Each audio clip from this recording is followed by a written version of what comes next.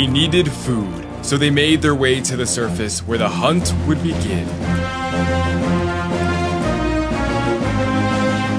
This beetle is the perfect meal, and they must work as a team.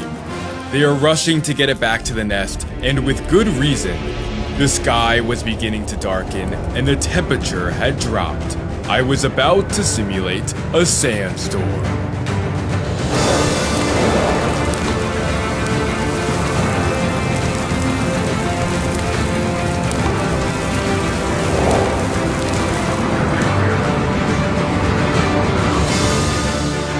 The storm had coated the tank in a thin red sand, but in the ravine, it uncovered something remarkable. Dormant fish eggs. All they needed was a little water. By day 45, the beetles were still overpopulating. I needed to introduce a new predator.